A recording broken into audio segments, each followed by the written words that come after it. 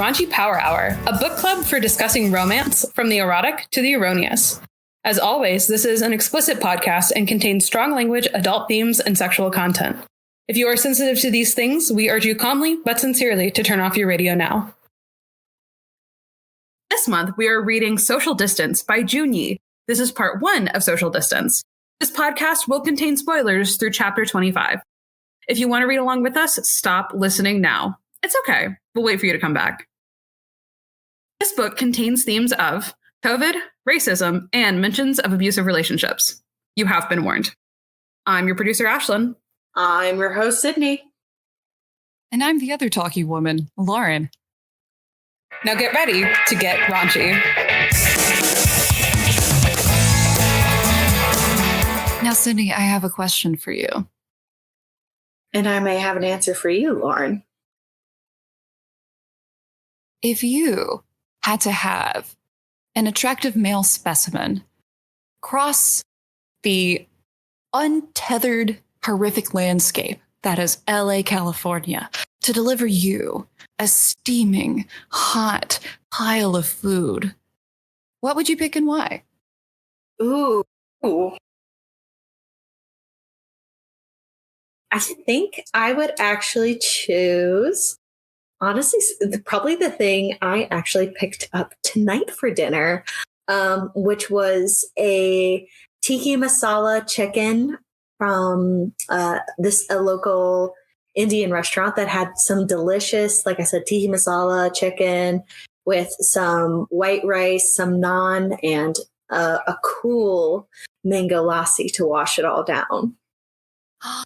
Wait, you're telling me that we conveniently had food delivered to us just like the characters in this novel that we read?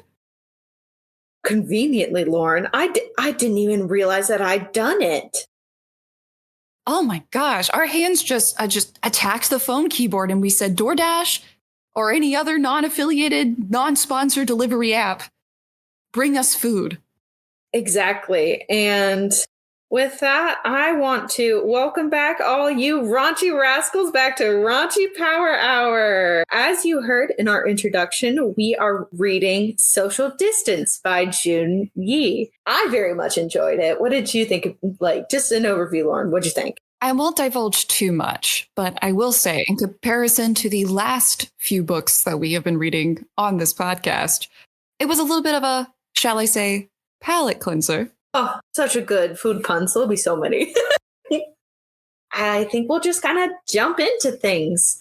So Social Distance was first published on November 21st in 2022 via ebook by Cozy Reading Time, which is Jun Yi's self-publishing website.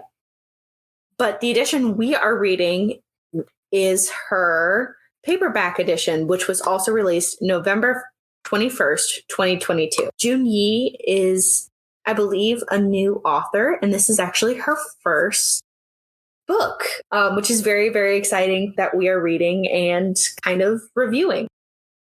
But I actually believe that you, Lauren, wanted to say something here. Absolutely. An important thing to note about that recent publication date with Social Distance is that the majority of this novel's underlying theme really takes place within the context of the March 2020 shutdowns due to the COVID-19 pandemic.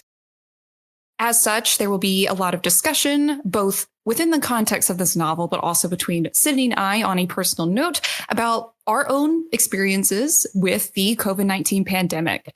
And I figured this would be a wonderful opportunity sort of before we launch into the summary breakdown of this novel to not only discuss Sydney and I's personal experiences with COVID and how this may or may not have created some sort of foundation of relatability with social distance, but also how social distance as a whole diverges from the research that we have collected thus far since 2020 on the landscape of romantic and sexual relationships in America post-COVID-19 pandemic. So, Sydney, if you are comfortable disclosing a little bit about how the COVID-19 lockdowns really impacted your life, I'm sure the listeners would love to hear sort of a relatable take on the college students' experience with the pandemic. Yeah, so I was a sophomore in college when COVID first happened, and weirdly enough, I also around that time started my ever first romantic relationship with actually my current partner. He and I have been together for about 3.5 years now, but we had just started dating. We were at the 6-month mark when the COVID pandemic really started. I was also going through a couple other really hard times with some friendships.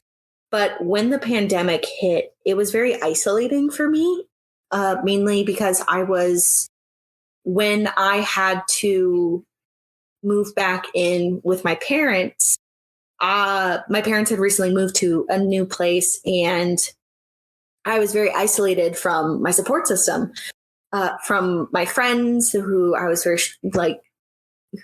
very connected with in college, and then also my new partner. And that was really hard to kind of traverse and navigate, especially coming in from like not only being in a new relationship, but also trying to figure out how to even have a relationship when we were forced to go long distance. It was very hard. It was very interesting. The college experience after that was just so life changing after COVID. I mean, I am now 23, but I turned 21 in 2020. Only recently I've started going out to bars because I was never comfortable with going and doing that. And I'm still not really. I'm still trying to figure out what bar etiquette is. Aren't we all? I can kind of speak almost to the opposite of that experience. I was not involved in any romantic relationships of any kind at the point of 2020. As a fun little aside, Sydney and I and Ashlyn, I did not really know either of them at this time either. So I had very few platonic relationships during this time as well. So on the flip side, I was very fortunate in the sense that I was already used to a very introverted, almost isolated day to day, that the pandemic was the opposite in the sense that it was almost a relief from reality for me. I spent months sort of holed up in my parents' house. Both of them had the privilege of having very private, secure, COVID-safe offices. So they would leave for their 9 to 5s throughout the day. I would stay at home sort of with my dog, TV, and just binge TV shows after TV shows, sort of occupying myself with the TikTok trends at the time, cloud coffee. We're all scarred from it. It's fine. My gosh. It's brutal. I don't know why we thought that was good. Anyway. Oh, do you remember the forced family walks that you would have to go on because you just needed some exercise? Oh, see, my parents tried that with me. But yeah, I was that typical anime kid that buried myself in blankets and hissed at any shred of sunlight that came through the sliver of my curtains. But, that may be just me.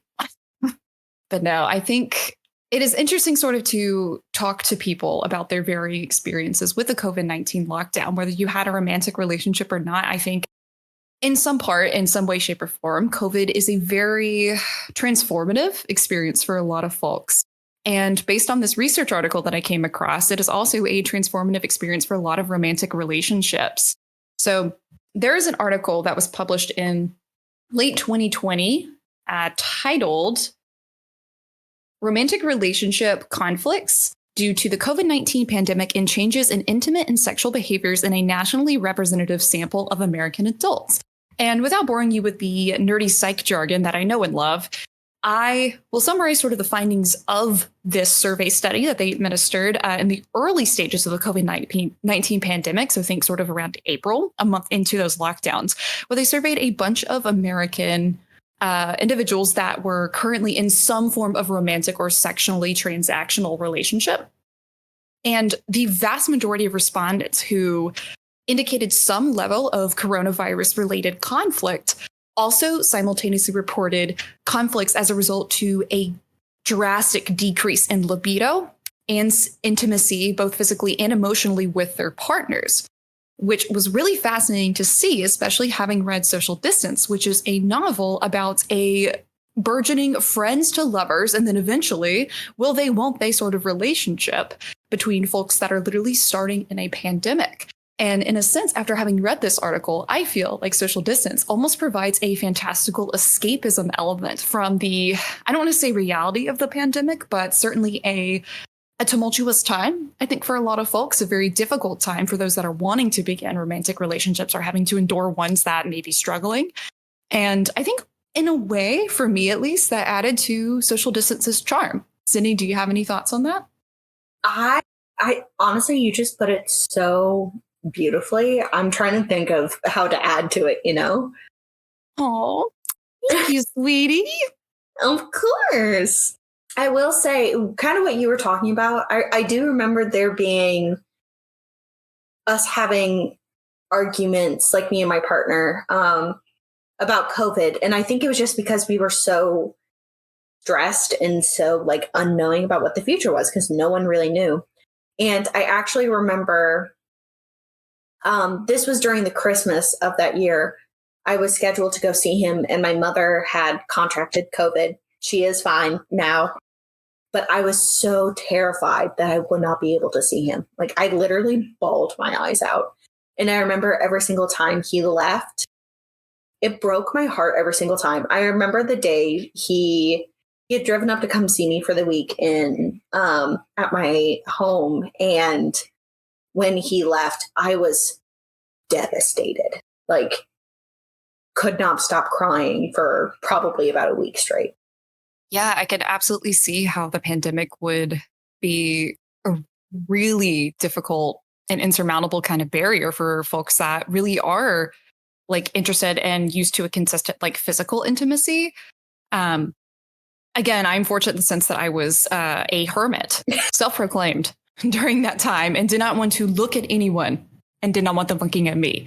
But, See, my love language is physical touch. So I just want to cuddle and be cuddled. So when that was taken away from me, it was so hard. It was very, very difficult for me during that time. In a way, COVID has changed how I deal with things romantically now. And honestly, it took a lot for me to work through, but I think COVID led to some of my issues with abandonment. I've worked through those things, but it was really hard because for a lot of the time I thought things wouldn't work out. But they did, thankfully, and I'm very, very happy. But it was hard. It was really, really hard.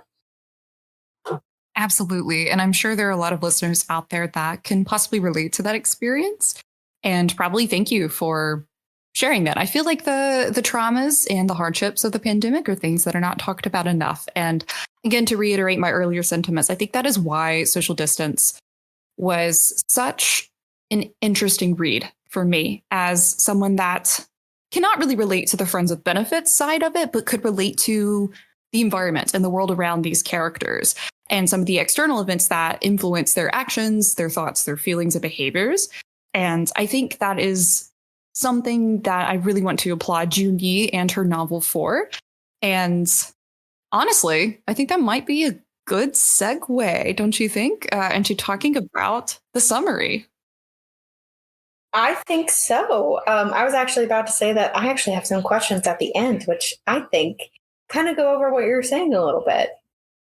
Oh, two heads are better than one, wouldn't you say? Especially when it's ours. I'm disgusting. I'm sorry. I'm watching our producer fake hurl in real time. Sorry, Ash. You're just going to see us flirt for the next hour, 2 hours. We were clearly deprived during the pandemic. Leave us alone. And we're Virgos. We just need to flirt. Well, with that, I will leave it to you, Sydney, if you want to take it away. I shall. Thank you, Lauren. We open with chapter 1, and we meet Thea, who is one of our love interests. And she is a writer for a restaurant review column. She's a big foodie. She really enjoys just writing and food in general. And we also learn that this story begins at the end of April of 2020. We also learn that she is from Taiwan. And I wanted to ask you, Lauren, do you think, I know I'm not giving a lot of detail here, but do you think this was somewhat an effective opening for the female lead here?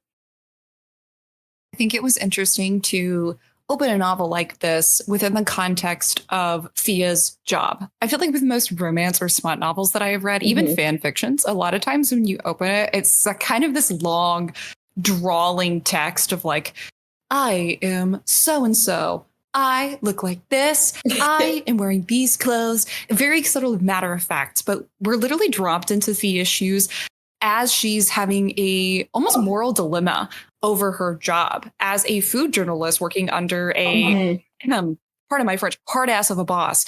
She is sort of wrestling with the morality of having to pay third-party delivery companies or delivery service apps to get food delivered to her during this pandemic, as she's supposed to be pumping out blogs, article posts to review local restaurants. And I think as someone that never really considered the moral or ethical aspect of using third-party apps like that, it was a little bit almost like, not to use the word quirky, I know that's like the equivalent of like a moist, it's like creep, people don't like that word, but it felt genuinely really quirky. It's like, oh, I will put a little bit of an asterisk by that comment. I do believe that Junyi's writing style gets stronger from her introductory chapters. And so while the writing style I wasn't a super big fan of, I do think as a character and as an opener for Thea at this point, it piqued my interest. But what are your thoughts, Sydney? I can 100% agree with you. I think throughout the book, Junyi's writing just gets stronger and stronger. And I will 100% agree with you. I really enjoyed the fact that our main female love interest has a job and we could see her passion, unlike Georgie from Ice Planet Barbarians, who we literally knew nothing about, basically. And I like that she is a more, I'm talking about Thea here, not Georgie. I like the fact that she's already being introduced as a 3-dimensional character without feeling like she's just the accessory in this romantic book. I like how you said 3-dimensional. I think that is a great way to summarize Thea, at least at this point in the introduction. She does feel unique. She feels like a person. She feels like someone you could actually realistically see. Yeah. I mean, like, even though I am not nearly as passionate about the ethics of food delivery, it was an interesting thing to read. And I think that in and of itself was like, oh, I care about this character. Her interests are fun. And that alone could take me far. Exactly. I mean, I am very enthusiastic about food and good food at that, but it is not my passion. Okay, well, kind of going on from there, we then get to meet our other love interest, which is Gabriel, or as we kind of know him throughout the book, Gabe.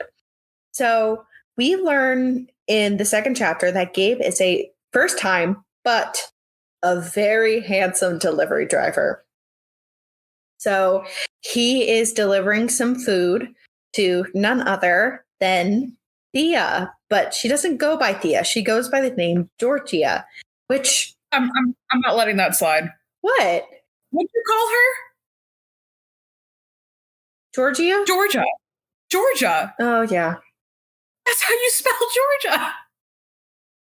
Don't slander my state. I'm sorry. I'm dyslexic.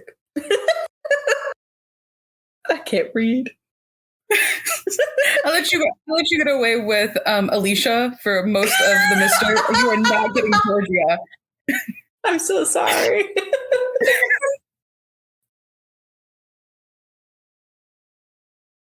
And right there, listeners, is an example of my dyslexia.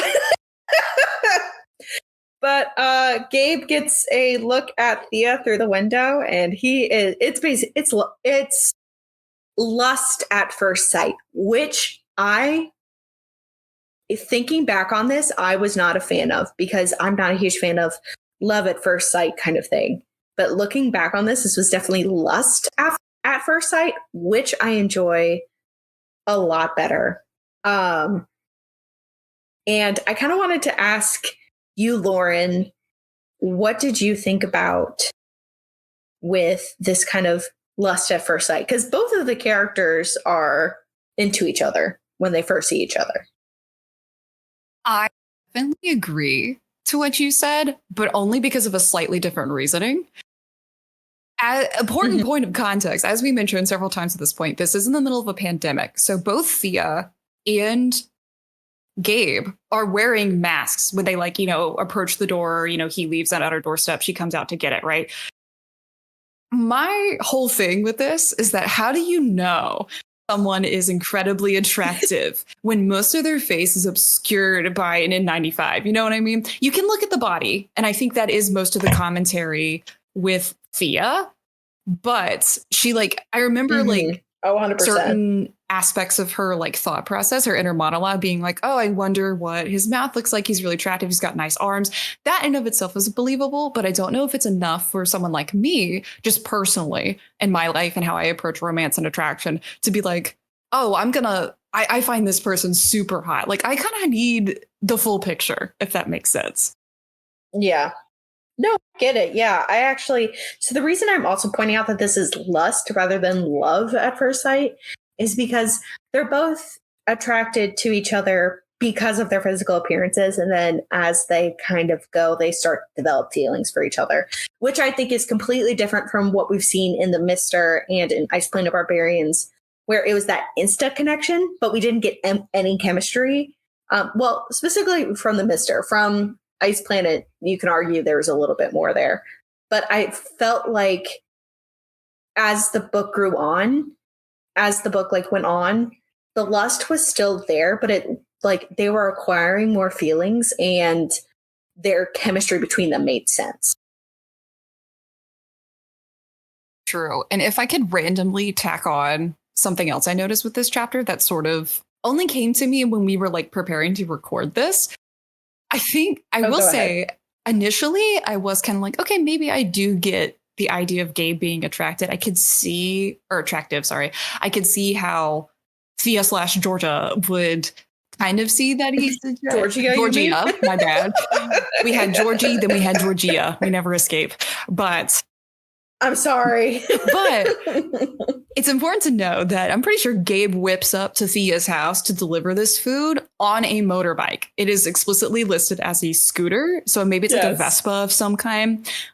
Maybe this is a spoiler alert. Mans never drives that scooter ever again. We never see the motorbike, which was such a burning shame for me as someone that is... Listen, we all love the bad boy trope. Don't deny it. I know it's deep buried within. It's on my face, right? I love a good bad boy trope. When Gabe pulled up with a dark t-shirt and a scooter, I was like, yo, Mans is a baddie. And then he lost the scooter. Where'd it go, Gabe? Where'd it go? I think it was owned by the restaurant. Let's try giving out scooters. It's like spoilers if you haven't listened to Trapped in a Island with Josh Hutcherson. Are they giving out scooters like they give boats to Josh Hutcherson? That's crazy. When you got an attractive man, sometimes you just got to give them a scooter. I'm changing professions. All right. You need to become an attractive man, and then you'll just get vehicles. That's right. I just get misogyny as a woman. Sorry, Lauren. I know it sucks. Anyway, so now we go into chapter 3. So after Gabe has looked at Thea, I suppose, Gabe actually contemplates texting Georgia, aka Thea, from the delivery service app, which he admits is creepy. And he is he talks about how husky her voice is, and because they had an interaction where they were talking and all of that. And we also learn, so this is all while he's driving back to the restaurant. We also find out that Gabe has a toxic ex, which is Christina. And she comes up quite a bit through the book, just because he's reacting to past issues he's had in that relationship with Christina. And we also learn that he works on a set. So that was my first initial reaction, was that he was an actor. But we come to find out later he's actually a carpenter, and he is really good at making things with his hands. Then we've got chapter 4, and Thea tells her bestie, Olivia, about Gabe. But what's really interesting is that we find out that Thea really isn't into relationships. And at this point, we don't really know why. I assume she was just a girl boss doing her girl boss thing. But Lauren, what did you think about Thea's like not wanting to be in a relationship? Did you assume it was just because she just didn't want to, or did you suspect what we find out later? I believe the only thing that's mentioned in this chapter is Olivia poking fun at Thea's like lack of commitment. I believe it's literally called commitment phobia. Yeah. And while this is not something that I can personally relate to, as admittedly having a history of being like a very serial monogamous, quite like Olivia is actually, I do think it fit well within Thea's character, because at this time, all we know about her is that she's a career woman, is that this is the middle of a pandemic. She lives alone. I think naturally, when you were sort of in the business of writing, when you're in the business of like preferring your own space, your own time, loving a certain amount of distance between you and the outside world, it's very realistic to see that there is a 100%. Tendency to be like, don't really want to share that world with somebody else. And at this point, I didn't question it. And I actually thought this could create some very interesting tension and like inner quote unquote moral conflict for Thea. And I was excited to read about it. Yeah, I was too. And I assumed kind of the same thing. We find out later, listeners, why Thea is so commitment phobic, as Olivia likes to say, or as this fun quote, which we wrote down is, this is from Olivia. This is from Olivia to Thea saying, I know you. You only talk to dudes to get into their pants, break their hearts, and disappear before they can ask for a second date. And I was just like, you know what, girl boss, you know what? She knows what she wants. She just wants to have sex and call it and be good, because she's a career woman and she doesn't have time for a man. But we find out that Thea has kind of like this wall up around her. And we find out later why she has that up. But basically, we go into chapter 5 and Thea runs into Gabe at a park because Thea's finally decided that she's like, I need to get outside. And she meets Gabe at the park, and Gabe actually has a dog with him. The dog's name is Tails, and unfortunately, Tails is not a major character throughout the rest of this book. I was so sad. But Tails is Gabe's roommate's dog, and Gabe's roommate is Adrian. And Adrian is, I forget where he's living. I think he's living with his mom or something because she's immunocompromised, if I remember correctly. But basically, Gabe's out on a walk with Tails, and they decide to go on a little walk together. And this is where Thea tells Gabe that Georgia is an alias. And he kind of makes a joke and he goes, oh, do you want to know what my real name is? And he says it's Gabriel, not Gabe. But Gabe finds out that she is, in fact, this, I guess you could say semi-famous food blogger or food reviewer. And Gabe is actually a big fan of hers, and he very much enjoys listening to her on the radio, which she goes on like once a week and reviews restaurants and stuff like that. And she tells him that what her real name is, which is Thea. And then she actually comes up with a big, brilliant, like light bulb moment and asks him to be her delivery boy. So basically she's going to order food and then Gabe is going to come and bring it and deliver it to her, which then allows her to bypass that third party altogether and give food straight to struggling businesses and restaurants during COVID. So kind of in chapter 6, there's not much else happens because Thea just kind of recounts everything to Olivia, and Olivia's like, well, you think he's hot, right? And Thea's like, well, yeah. And then chapter 7, we've got Gabe is just kind of researching Thea. Oh, actually, speaking of Olivia, I actually totally forgot I wanted to ask this question, but Lauren, what do you kind of think of Olivia as a character. Like what role do you think she's kind of serving in this story? While I like Olivia as a friend for Thea, she's very blunt, very honest to the point, and is unafraid to call out Thea on her flaws. And this occurs more and more as we get deeper into the story and her relationship with Gabe. However, that seems to be the only function that she kind of serves in my eyes. The most quote unquote screen time we get with Olivia is basically just Thea recounting the things that have transpired between her and Gabe. I wouldn't say a whole lot of new information is delivered in these moments with Olivia, other than, again, just kind of Olivia being that angel on her shoulder, that voice of reason, and almost like the reader themselves, I would imagine in a lot of cases, like trying to spur Thea on the quote unquote right direction or a more committal / communicative and fair relationship with Gabe. And while it is appreciated, I do believe some of the extra fluff hidden within the story could be taken out by either adding more substance to Olivia as a person, because I truly was interested in her life and her perspective and her background with Thea, but we didn't really get that, or removing those chapters altogether. But what are your thoughts, Sid?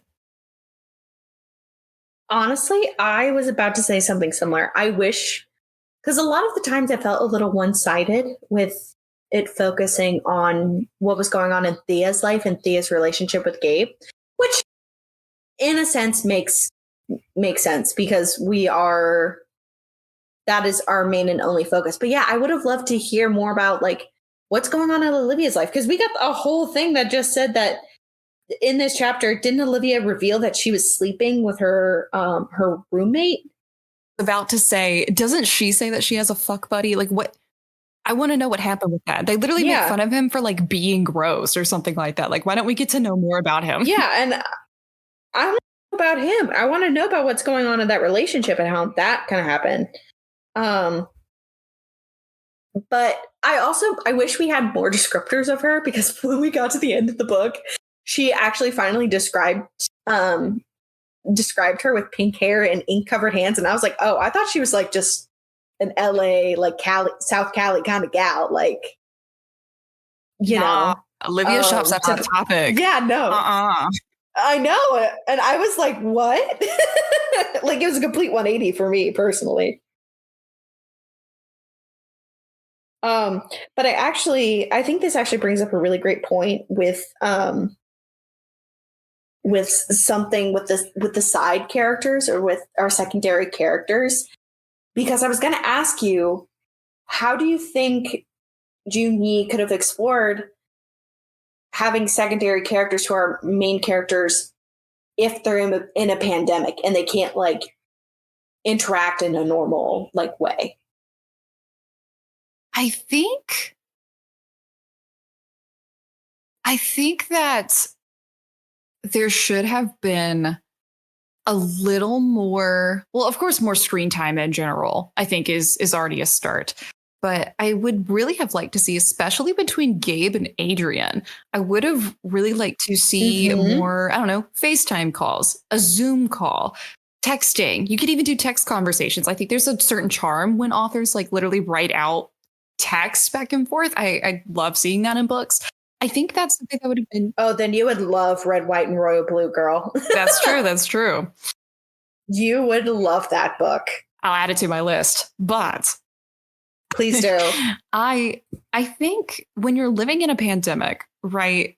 I think most of us felt isolated from one time or another. And if you have access to those really reliable, and in Olivia's case, really long-term friends, I feel like you said, it felt almost one-sided with how little she talked with Olivia, especially when she repeatedly emphasized how much she values her advice and values her time with her. She says that a lot, but her actions do not portray the same. And I think I would have loved to see more, I don't know, stationary bike days with Olivia. We get that one time, and that was a really enjoyable feature. Oh, we got it quite a bit. There was quite other scenes later where they were still biking. I think I those only like Thea biking, but I think I see what you mean. No, the couple at the end of the book that they were on the bike together. So technically this was part of their daily routine. Olivia would like coach Thea through a circuit on the bike, but we only see it a couple of times. That's what I forgot. It's like a offhanded, like, oh, this happens every day, but we're not going to devote a whole scene to it. Understood. Yeah. Okay. Also, before we move on here, and this just came up to my head. How did you guys feel about some of the kind of winked and a nod at Pandemic products? Because that stationary bike, I was like, that's a Peloton bike. Like that's one of those bikes. Because with the knob and the turning and increasing all of that, like, what did you think? Because there was a couple others where it was a secondhand to like DoorDash and a couple other things that were kind of going on. And I was like, wait, that reminds me of when that was a trend during the pandemic. Did any of those mentions kind of like bring you back to that time? Oh, absolutely. I mentioned at the beginning of this before we got into summary that there's a certain charm to the relatability of social distance that even though I didn't have a whirlwind romance in the time of the pandemic, I felt as if like I could really envision this happening because of those sort of name drops. The global and news-wide events that they sort of name drop here and there as well. It felt like even though Junyi was not giving explicit dates or like times in which these events occurred or what stage Gabe and Thea were at and what month it was, I could almost kind of follow along with the real timeline of the pandemic because of that. I think one mention much later, what we'll discuss down the road, is they kind of hinted to almost using the Teleparty service, which is sort of a browser extension that helps you watch and stream movies on Netflix together. They like never say it by name, obviously, but they basically use Teleparty. And that was something that came out sort of mid to late pandemic, I think, or at least got popularized. And that just really was like, oh, okay, so they're about here. Like it really gave a timeline in my head that I thought was really cool. Yeah, but I remember that a lot because when that came out, I was so excited because my partner and I could watch movies together again instead of just syncing up whatever service we were on to best we can so we could watch something. I remembered that, and I wanted, since we were kind of like in the area, I really wanted to bring that up. But going on to chapter 7, Gabe kind of researches Thea a little bit. He learns that her photo really isn't on the internet anywhere. That makes sense for later. I just made that connection. Listeners, you will see what I mean later. And we find out he's also building like a little library, like the ones that would be outside of people's houses and you could put community books in there. I remember when those really got popular during the pandemic. Then we get the scene where Thea begins talking to her boss, Ray, about hiring Gabe to be her delivery boy. And Ray's just like, yeah, as long as it just comes out of your pocket, because the paper can't really do it. And she's like, okay. And we also find out that she's a very good writer in the sense of that she is a published author. She does have a book out and she's actually working on her manuscript. And we kind of learn throughout the book and we see her develop this manuscript into a rough draft. And it's very interesting to kind of hear about it throughout and how it kind of evolved, because originally the book, Thea proposed that it would be about smaller businesses and like specifically from what I noticed, I won't say like this, it was the entirety of whatever book she was writing, but I noticed a trend of that it was Asian food. So like from a lot of restaurants, which I think was really, really cool to kind of hear about different cultures and their foods, like as she's kind of trying to write the book. Anyway, then we get Gabe picking up food for Thea for the first time. And Gabe is so down bad. It's so throughout this entire thing, Gabe is just so thirsty. He's just like, she's the most beautiful thing I've ever seen in this entire world. And he's like turned on by everything that Thea does. And I can't really say Thea isn't the same because Gabe is beautiful. And then we get into something that's very interesting and I think adds a lot of dimension to Gabe. And we find out that Gabe is Latino and he actually has some issues with his dad because his dad isn't really happy with Gabe's career choice.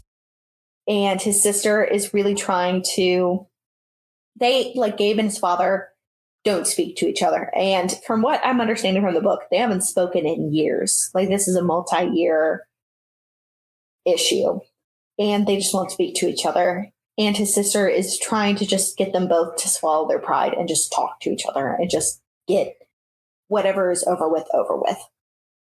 And Gabe's sister also encourages him to set up an Instagram for his woodworking. And I think this is very interesting because we all know that guy who hates social media, like just won't post, doesn't like it, doesn't have it. What do you think about a guy who does not have social media, Lauren? Oh, I'm so glad you asked. I've been waiting for my high horse on this topic for so long, since I came out the womb. I think so. All right. There's a fine line, listeners. I will be the judge and jury on this. No counterclaims allowed. There was a fine line between having zero presence on social media, no accounts, no followers, no pictures, unless it's like a random 2016 picture from your bar mitzvah. Like you don't even look like that anymore.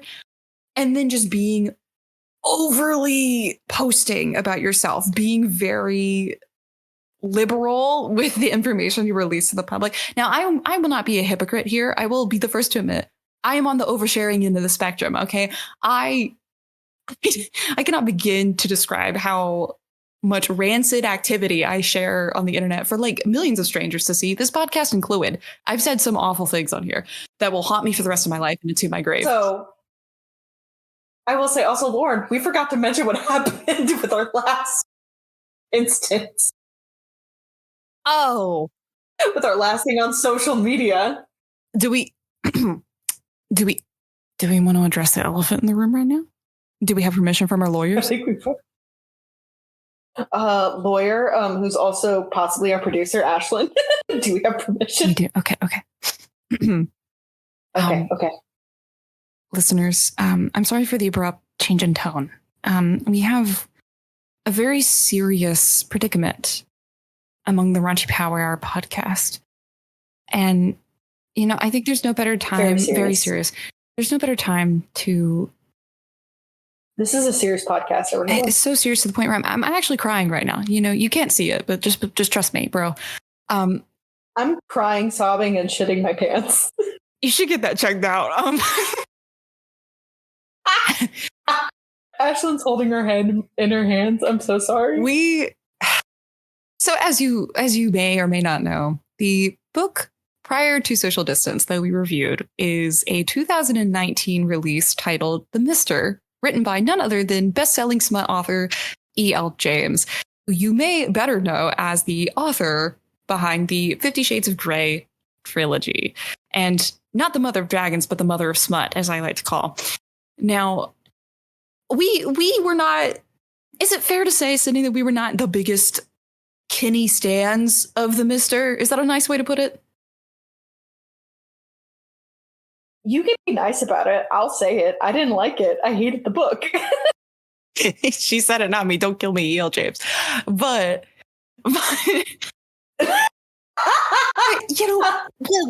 I'll take the heat. I'll take the heat from this multi-million-dollar author. Good, because I can't afford that.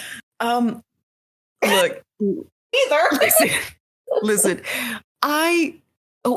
Listeners, we're all friends here, right? Parasocial relationships and all that, right?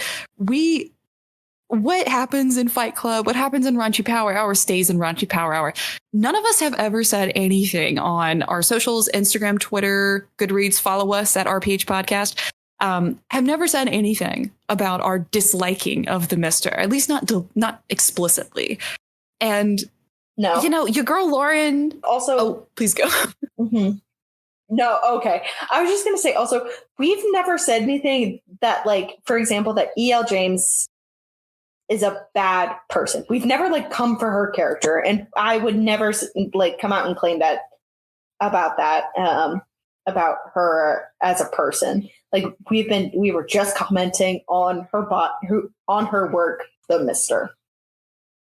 Yeah, and in doing so, you know,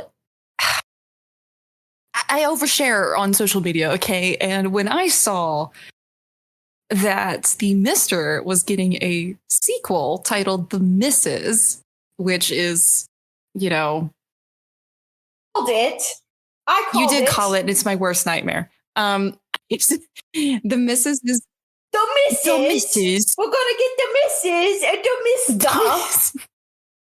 It's Lady Trevor Thick to you, fucker. It's Lady Trevor Thick in the house. Listen, we were trying to.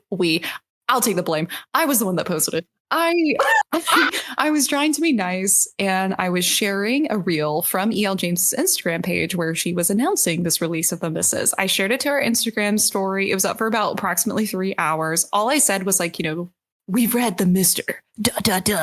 Will we read The Misses? And then in parentheses, because I am, again, an oversharer, I said, or will Lauren rage quit the podcast before we get the chance to? Again, could have been related to anything, though. Disclaimer. And within 3 hours, I'm checking our view count on our Instagram story. I was procrastinating my real job, my paying job that day. And I was watching our Instagram story like a hawk because I've got nothing better to do. Don't tell my boss. And I noticed that the first half of our Instagram story, which was me sharing E.L. James's reel, had disappeared. And so I sent a text to Ashlyn and Sydney and I say, hey, did either of you log into the account? Did you delete it for whatever reason? Both of them say no. We do a little bit of Sherlock Holmes-esque investigation because we're talented like that. And we basically do what?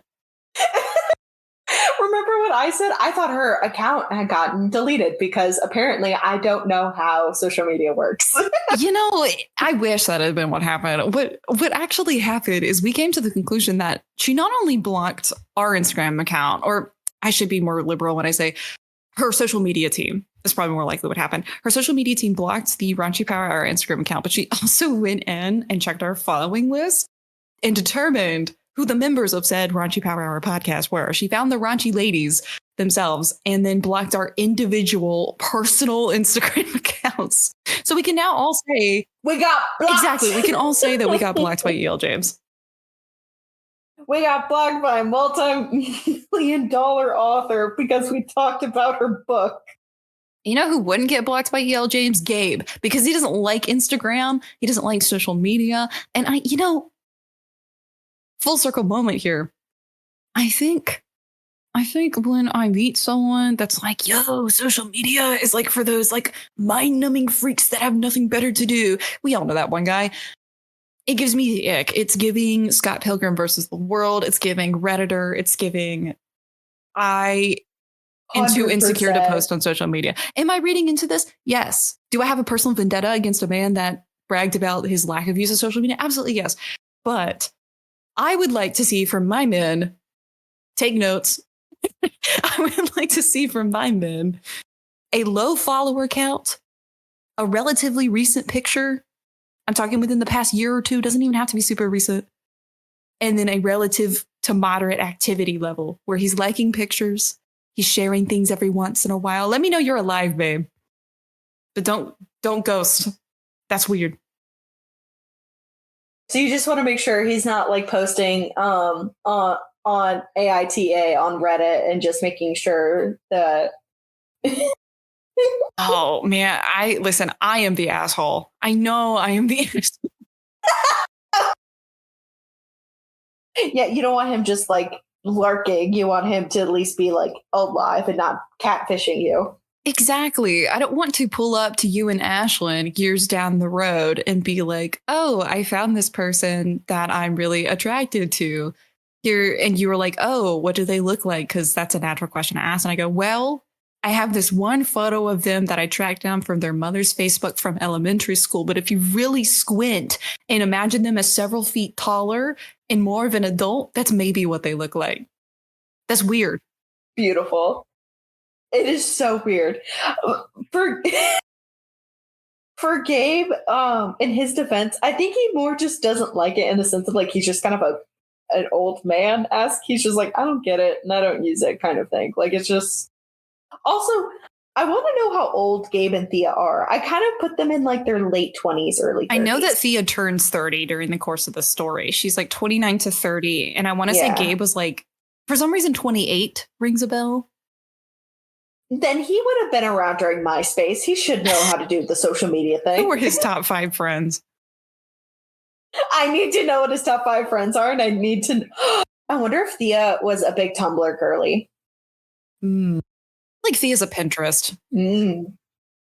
Oh, definitely Pinterest. One of my. She's got like a whole like yummy eats board that's publicly listed under George. I wonder if that's how she figured out how to take all those amazing food photos. So true. Also, sorry, quick side note. I know we've been on this tangent for a little bit. How does Gabe not use social media? He has an aversion to it, but yet he knows Thea's food blogs, knows her radio show, and this is like not even with the research he did. He makes offhanded comments. Reads the paper. He's just an old man. Yes, but like he makes offhanded comments of like, "Oh, I know that person. She's famous. I love how you make me feel like I'm like actually sitting there eating with you." I'm like, you don't use Instagram, my guy. Well, Instagram's so visual. Maybe he just wants to read the paper and just pick up the paper like an old-fashioned man and just read it. Know what his 401k looks like? I bet it's stacked. No, remember he works in the movie industry and he like works on sets. He doesn't have a good job, which is why his dad doesn't like his choice of job. I'm with Gabe's dad. I'm kidding. I'm so kidding. Kids, don't go pursue your dreams. Pursue a 401k. Anyway, let us hop off this wild tangent that I railroaded us on. So sorry. Did you do it or did I do it? Because I thought we started about Olivia and then we kind of just went down. I just got mad. It's usually how it happens. We kind of Thelma and Louise did. We just jumped off the cliff together. That's all right, as long as we're together. Of course. As always. And so going back into it, we're on chapter 11, guys. They kind of go, I would consider this their first date, even though Thea's like, nope, not a date. Definitely not. Just friends. But they go on a trunk lunch. So basically, Gabe and Thea both drive out to this restaurant and they eat at a social distance and they are chatting and eating together. And we get some more information on Gabe and we find out that he does not like to eat in restaurants, which is very strange. I will be honest, I've not met many people who don't like to eat in restaurants, but he has a good reason because his ex Christina they kind of had a big blowout breakup and she kind of caused a scene. And he also doesn't have a good experience with restaurants because the last restaurant I think he went to was with his family and he was telling his parents what he was going to do for his career. And that's when he and his dad had that big fight. But what's so cute is you can tell how nervous they both are, but it's for different reasons. Gabe's genuinely like, I really like this girl and I don't know what to do about this. And Thea's nervous because she's like, I really like this guy, but I don't want a relationship with him. But I don't know what to do because I haven't had sex in a while. And then we move on to chapter 12. All the notes we have here is she gives him a neck massage and they have dinner together. Chapter 13 now. Adrian shows up and he decides to take the dog back. And I got so sad. I was like, no, keep the dog. I really like the dog. And then Gabe tells him kind of about Thea. And throughout this, it's definitely the tension, the sexual tension. It's a brewing. It's there. They're both wanting to take their clothes off and do some hanky panky. But it's really sweet how kind of Gabe is kind of talking to Adrian about Thea and not quite knowing what to do. Because a couple times, I think up until this point, Thea has told him that she's not looking for a relationship. Like she's not looking for anything serious like that. Oh, right, because Gabe had already asked her out at the park, if I'm remembering correctly, and she turned him down. So he's just not sure what to do with his feelings for Thea. But chapter 14 comes in and we get a look at Thea's relationship with her parents, and her parents are living in Taiwan, and she has a call with them because she's meant to have a trip scheduled. And this will become very important later. But she also realizes she's kind of running out of money to pay Gabe, which I find interesting because then this point never gets brought up again. Which I think would have been interesting to kind of follow through. But I mean, at the same time, we could have just taken it out. Like, and also just because I'm saying that, I'm not trying to criticize Junyi or her work. I actually genuinely really love this book. I just thought of that and wanted to point that out. Anyway, Gabe and Thea decide to go hiking because Gabe invites Thea to go do that thing and hike, you know? Cuteness ensues. They're very sweet together. And the moment is kind of ruined, though, when a racist white dude kind of starts yelling obscenities at Thea, who is Asian.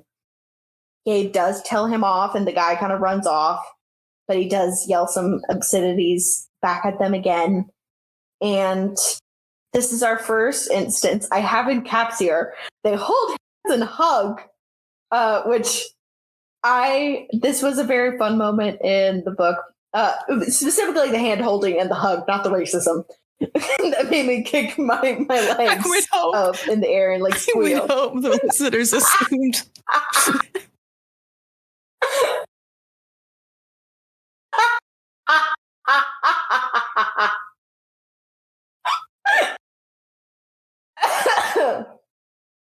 That's a soundbite. Oh, you're welcome.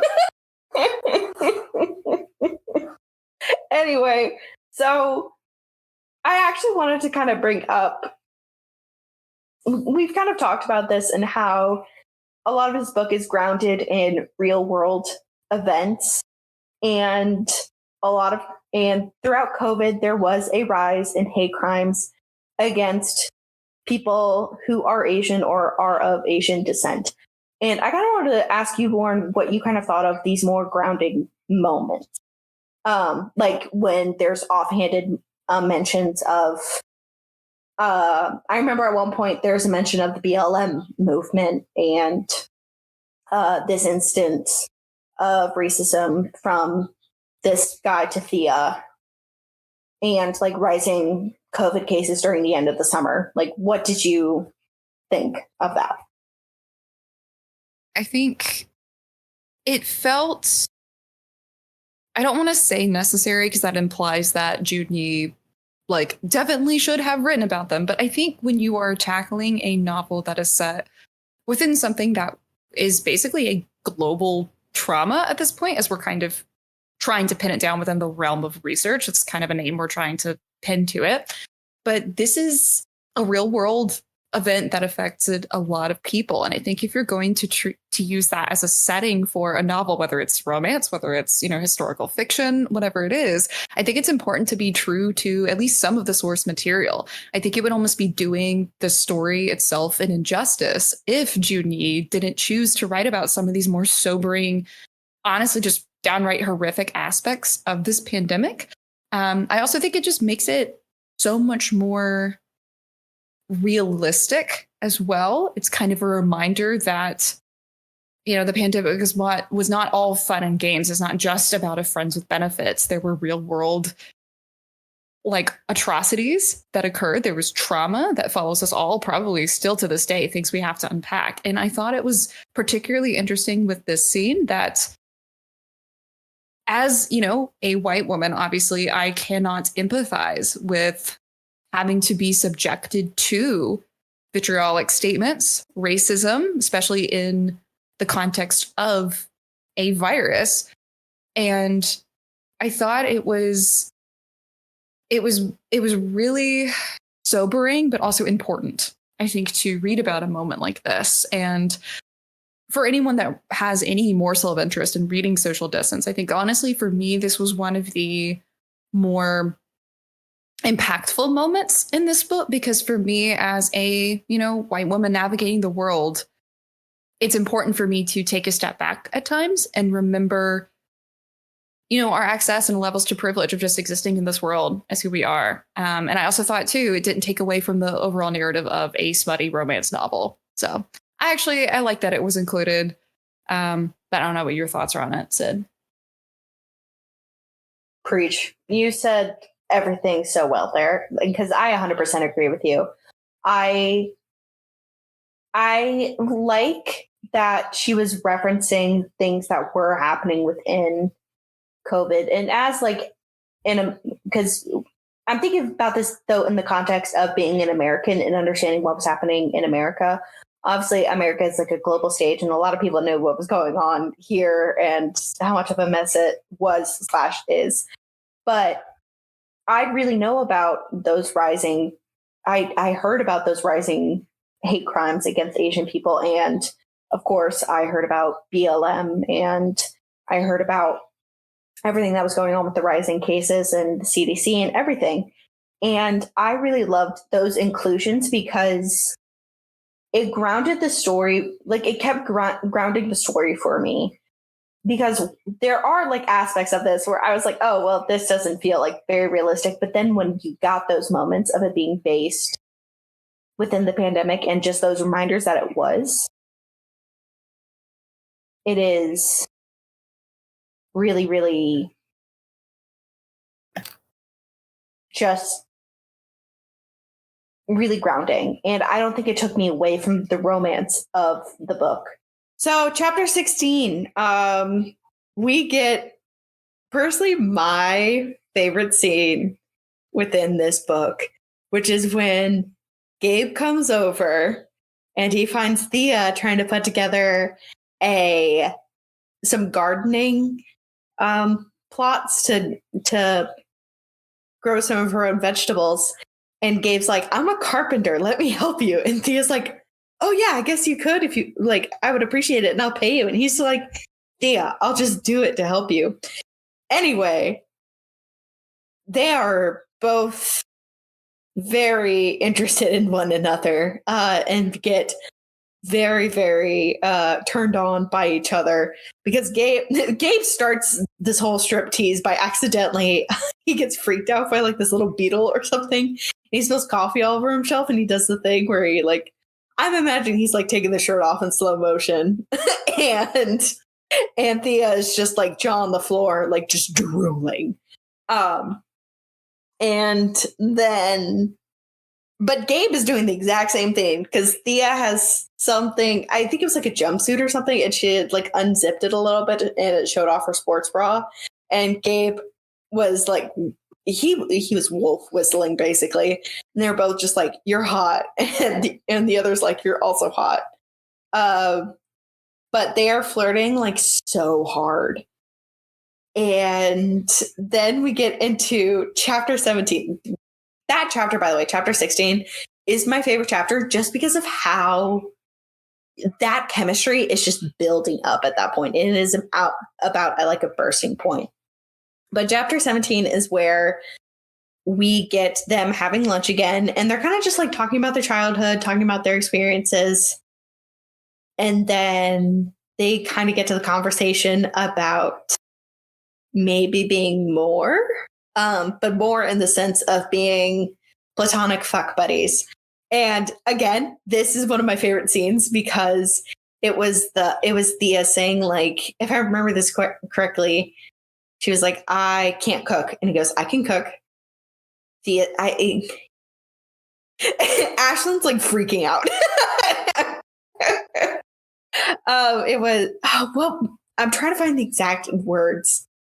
Ashlyn is looking it up for me because I can see her scrolling on her Kindle very quickly. She found it, folks. Okay.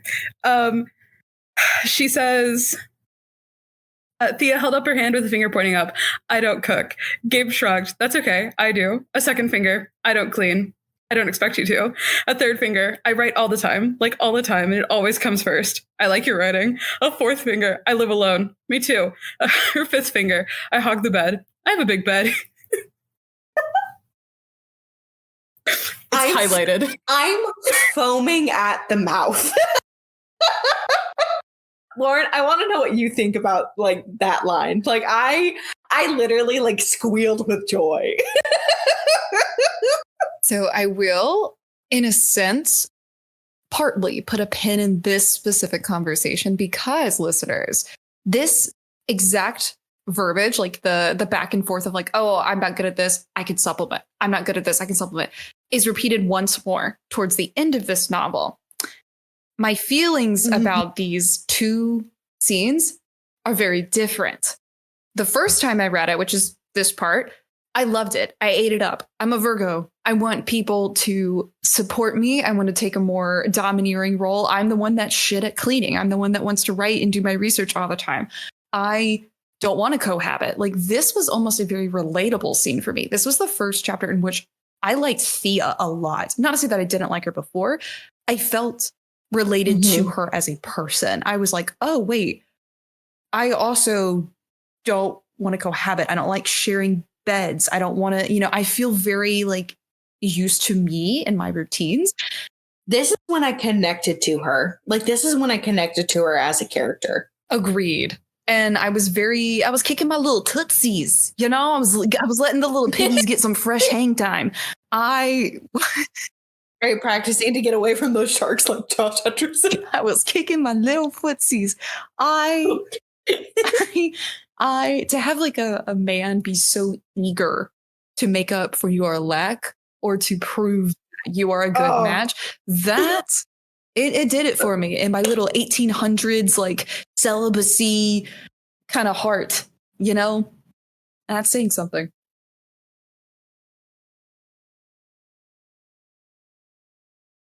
It was so good. I was kicking my footsies in the air because it was so good. It was so good. Are we feet people on the Raunchy Power Hour?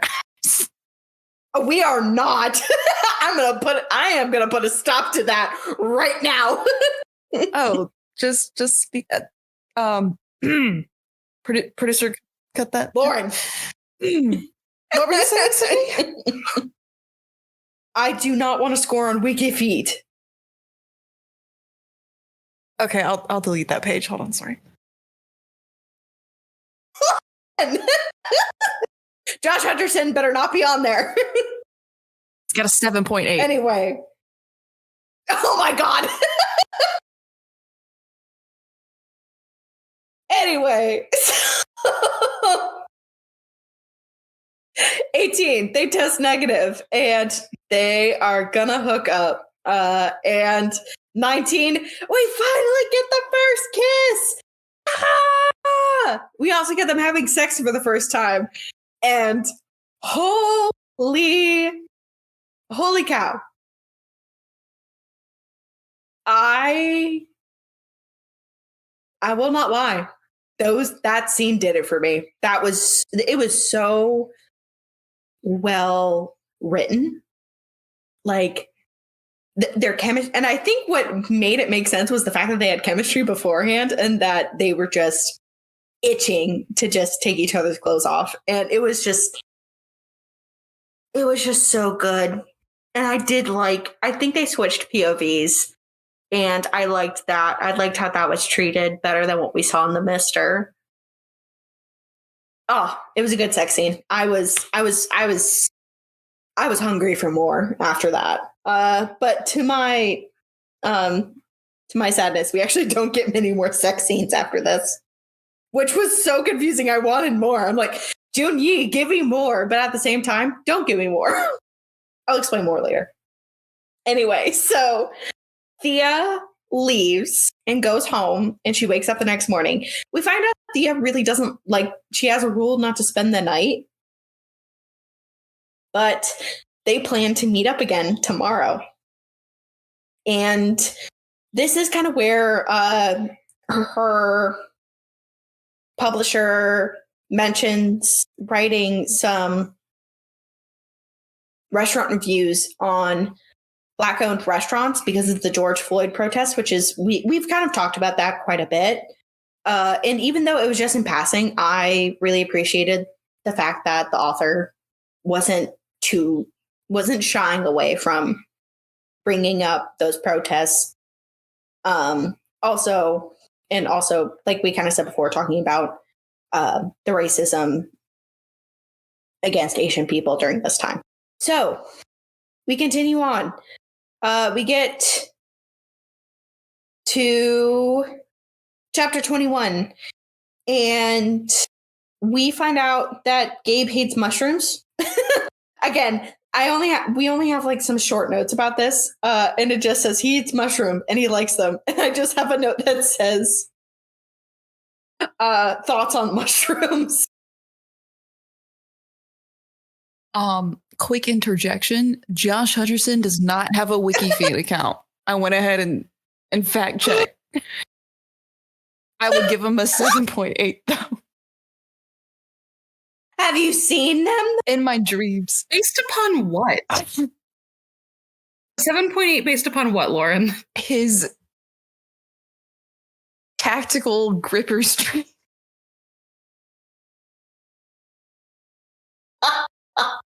The later these recording sessions get, the more ferociously unhinged the things that come out of my mouth are.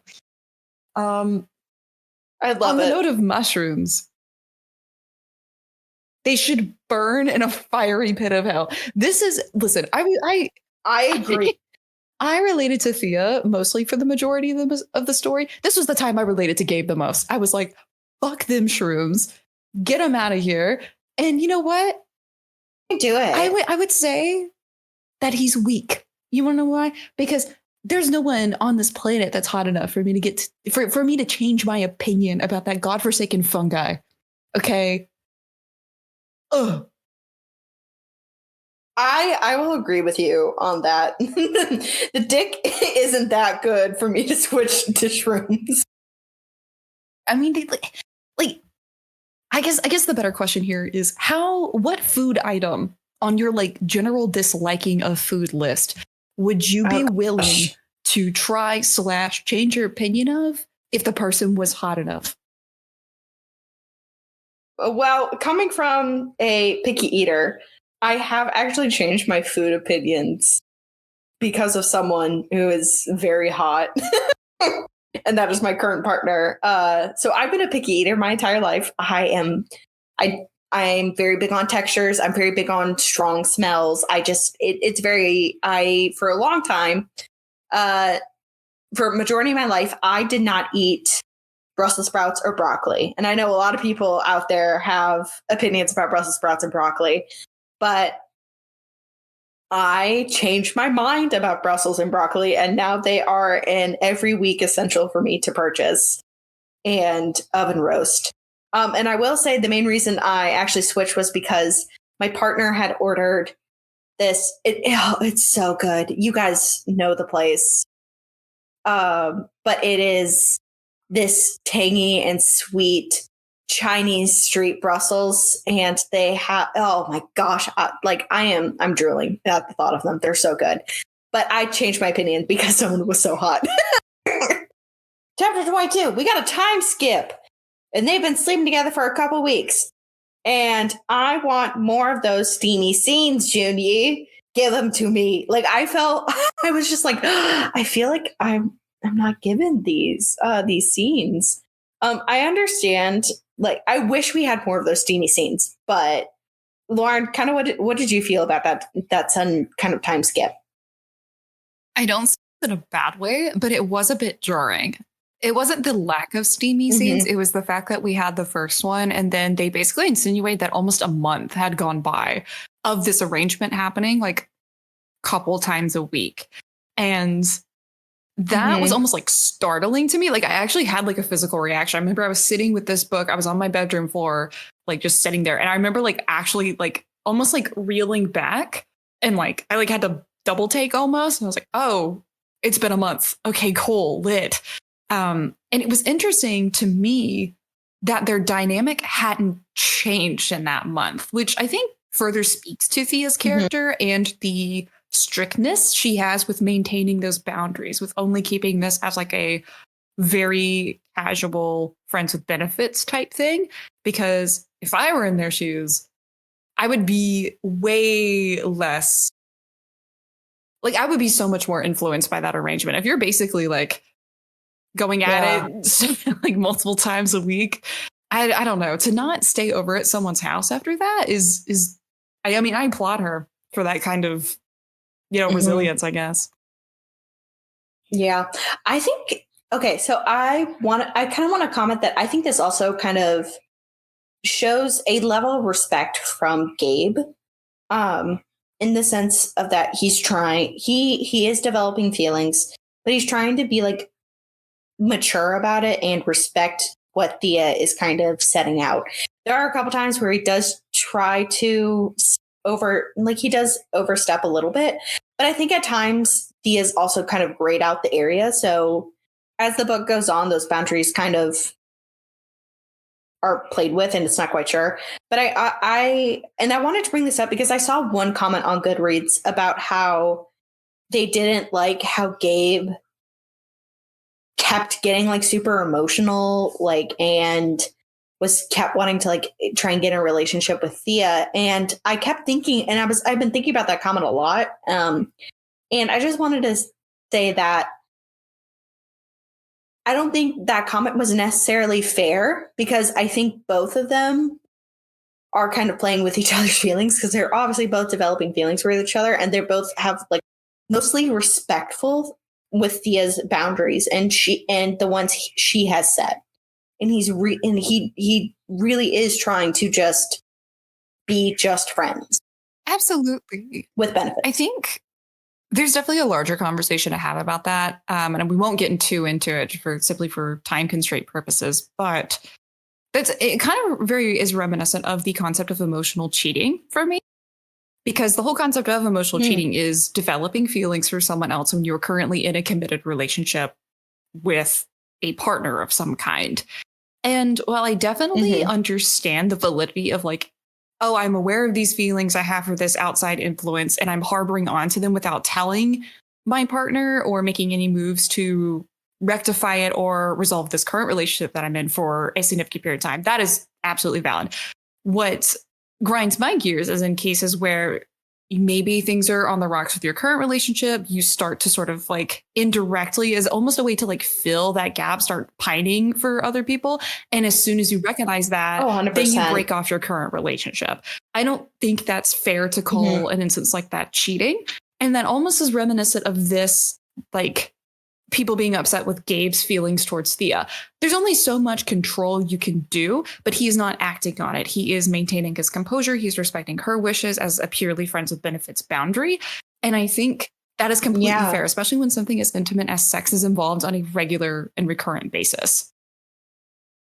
Oh, 100%. And honestly, the instances where he quote unquote like steps over the line or kind of goes across that boundary, I think that boundary had already been broken, but also I think Thea at those points, I don't want to say she wasn't instructing like her, like not enforcing her own boundary, but like, I'm trying to think of the right word, I don't, in those instances in which Gabe like tried to cross the boundary or like tried to do something more, he wasn't going at it in the sense of like, I'm going to do this to try to trick her into wanting to be in a relationship with me. That wasn't Gabe's thought process. Like, it was just, I thought this would be nice. And then Thea is the one who kind of has a large reaction. And then they kind of have to have a conversation of why she has that reaction, which is completely valid. But yeah, so now, so the kind of reason we brought that up, was that Gabe wanted to kind of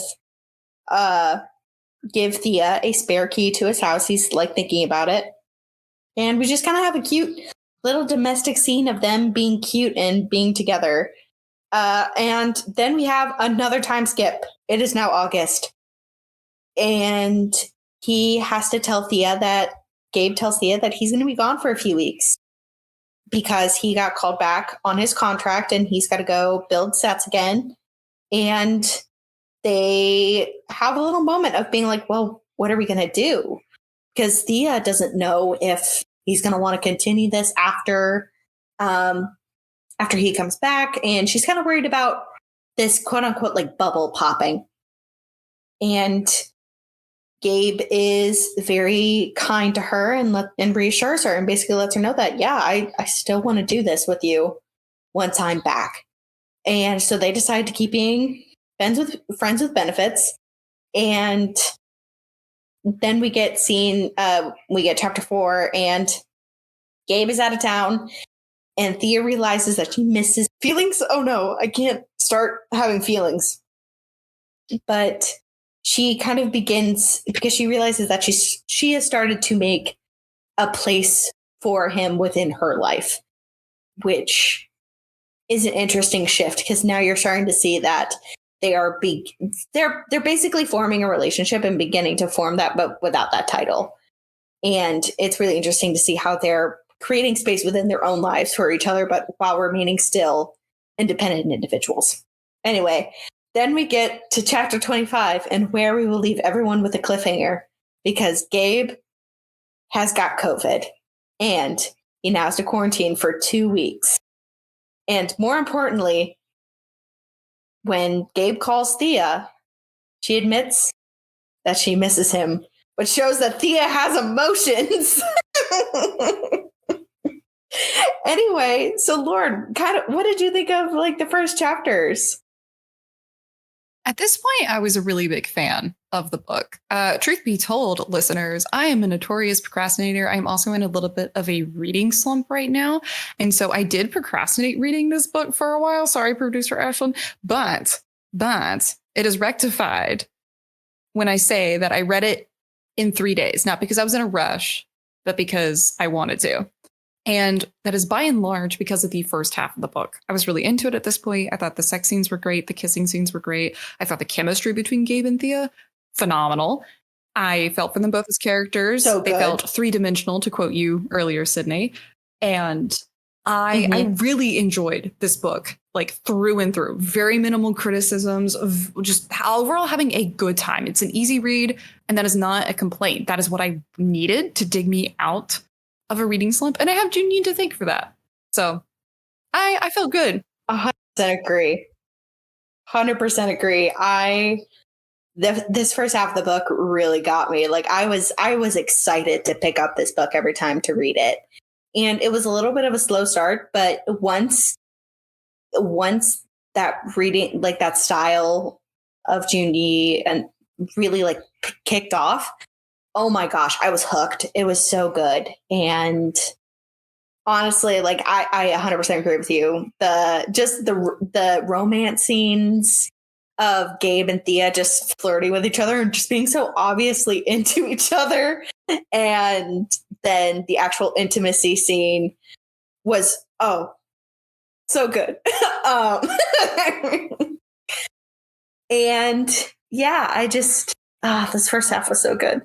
I am thoroughly impressed by Junyi and her debut book.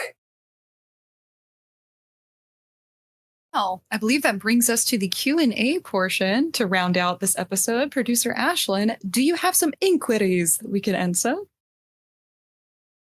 Question. I always have inquiries. I possibly have an answer. I keep getting asked questions. Oh, where should we start? Do you think that the chemistry in this book worked better, and why do you think that, than other books that you have read personally in the past or the ones that we have read on the show? Lauren, do you want to go first? Sure. I think yes. I say that in reference to the books that we have read already, Ice Planet Barbarians and The Mister. Well, I think...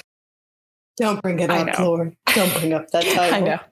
I'm so sad. I know. I got blocked. Listen, I'm going to ride the coattails of that forever. That's my peak in life. It was it was a highlight moment for me. So It was. But I digress. I think when you, at least if my memory serves, look at Ice Planet Barbarians and the Mister as a whole, you could argue that the attraction between the romantic love interest occurred very similarly to Social Distance. It seems to be based on physical attractiveness, sort of in a more tumultuous time for one or both characters. However, I think the marker of difference with Social Distance is that they feel like real, attainable people set in a real world setting, which is easy to say, obviously, in comparison to a hunky blue alien. That's obviously a fictitious world. But in the Mister in particular, a lot of our gripes about the novel, I remember during our recording session, was we have this rich boy millionaire that falls for a cleaning lady, essentially. And while that's not impossible, there are so many more barriers in the way of that relationship that it felt unbelievable to just be like, oh, it's lust at first sight. Versus this, they're kind of in the same, like, area of life. There's no like weird social standing between them or scenario that's butting in that's like preventing them from developing these feelings. And I think Social Distance also calls it for what it is. Like, Junyi does not shy away from the fact that it is lust at first sight, versus I think the Mister and Ice Planet Barbarians were trying to frame it a little differently as more like fated mates or lovers kind of thing, love at first sight. But this one's honest, it's real. And you know what? If that is the arrangement, I appreciate the honesty. So yes, to answer your question. Yeah, I would 100% agree. And I think in talking with examples from what we've read on this show, because if I go into other examples that we haven't read, I'll talk about it for days. But it was very much, I would agree, this one kind of started in a similar vein, and I thought it was going to go in a similar vein, and then it didn't. So, like, I think what also, what I think actually made this really good for me personally was the fact that our two main love interests did have conflicts with each other. Because if we're thinking about the Mister and we're thinking about, Ice Planet Barbarians, they're both like, there's no other problems except for outside issues going on. Like, for example, our girl in Ice Planet Barbarian needed to get a parasite in her so that she could survive on the planet. Or the fact that Alicia was a sex trafficked victim from Albania and that she was running away from them, and then also her ex-fiance. And yeah, it felt like it was a bunch of outside forces acting to the relationship, and how this couple was like very, very strong. But in Social Distance, while there is that outside force of the global pandemic that occurred in 2020, what the book focuses on is the relationship between Thea and Gabe, and how it does have the ups and downs, in the sense that they have conflicts and they have issues and things that they need to communicate about. And I think that is where that chemistry is coming from, I think, from all of us, because we're actually like, oh, these are two real people who are actually interacting in a relationship and are growing to learn more about each other. Okay. Would you consider this a slow burn, medium?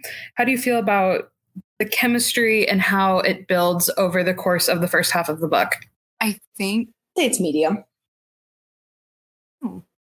I might slightly disagree. I think Oh. it feels a little more slow burning to me. At least the first half does. Because Ooh, if we look okay. at page count purely, their first like kissing and hookup scene doesn't occur until like almost 150 pages in, which is a lot. True. There's a lot of will they, won't they, and then we get a time skip of them having been together for months, and we don't really, well, not months, but a month, and we don't really see that. So to me, it still feels like we're sort of in an uphill climb to something, and something again that doesn't really happen, at least milestone wise, until another like 50 something, 100 something pages later. So to me, at least purely in page count and pacing, it feels a little more slow burn, but I understand for sure the perspective of feeling medium pace. I think once we get into it, it does take off a little bit faster. Yeah. Because I'm thinking it from like a timeline standpoint. Because I mean, I know examples of slow burns where you're 500 pages in and they have just, and the love interests have just had eye contact with each other for the first time. Me and every fan fiction I have ever read. So I was like kind of comparing it to that, but like I would say this, I would agree, like this has elements of a good slow burn. Like I think that is why I'm eating this up so much, because I do also love a very good slow burn.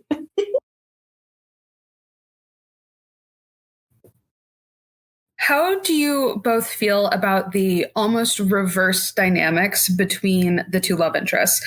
Both of the books that we've read prior to this have had a more dominant, commanding man and a more passive female lead. How do you feel about Thea and Gabe in relation to that? I like the fact that we have an active female lead finally. It is a woman who actually has needs and wants and has dreams and has aspirations. I love the fact that we're finally getting that in a romance book character. And I love that she tells him from the beginning what is important to her and what will always come before anything, which is writing. And we see that consistently throughout the book, is that her writing and her career in this does come first. And she prioritizes that. And I think that I really enjoy that. I also love the whole idea of a man just being like absolutely obsessed with me. I love the idea of a man just being like, I will drop everything to be with you. And I just want you to like do well in your career. And I like that he's not domineering. He's not trying to dominate her life and make her passive. Fully, especially within the context of the first half of the novel. I think Thea is a breath. Wow. A fresh breath of air. My God. Just a fresh breath of air. In that, yes, she has complexity. She has a personality for starters. Shocker. I know. And what? I know. A female lead with personality and a man who has feelings?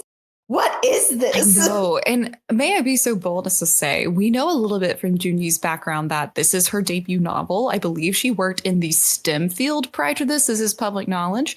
But I think her being a career woman and sort of like then delving into more like romance writing later, almost like bleeds through and shows in Thea. It makes Thea realistic.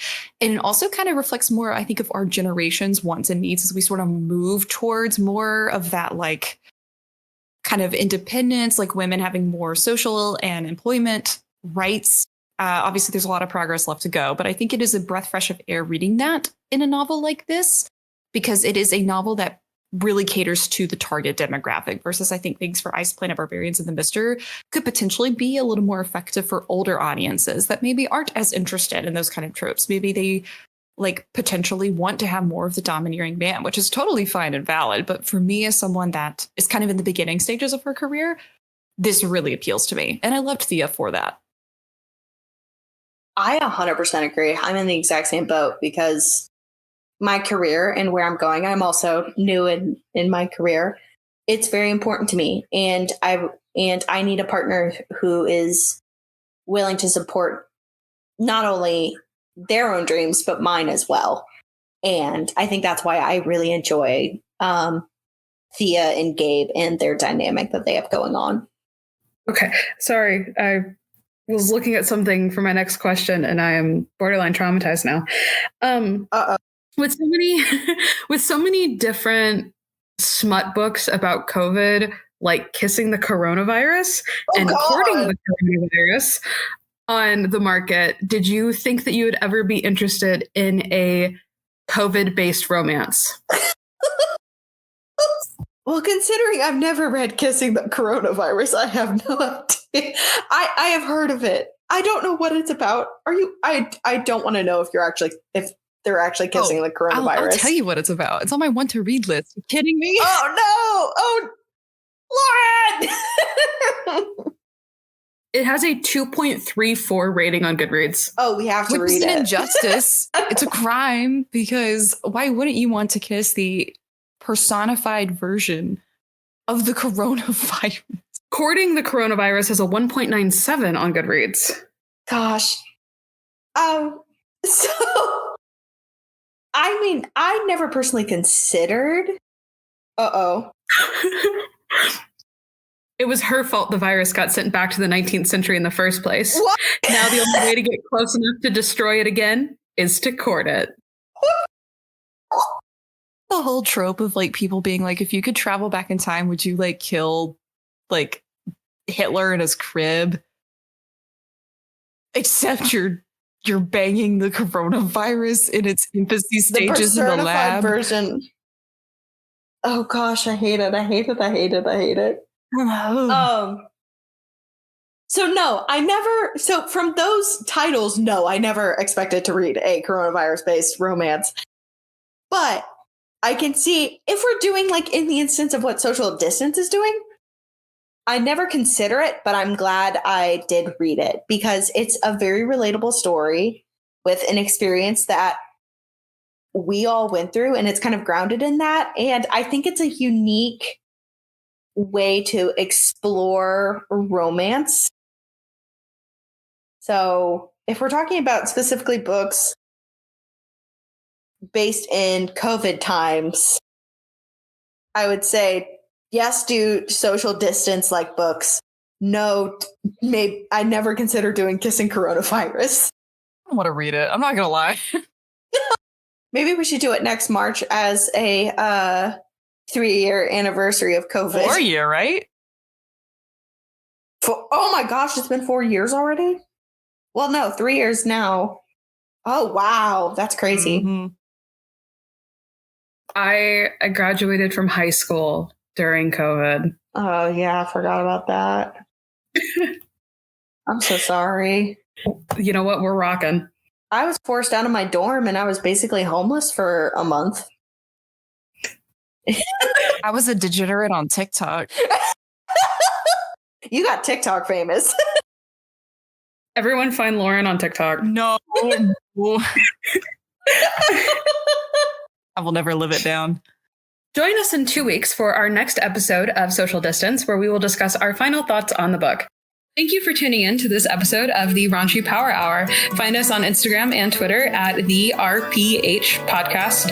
Send us book recs to our email, raunchypowerhour@gmail.com, or at the link in our bio on any of our socials. As always, stay raunchy.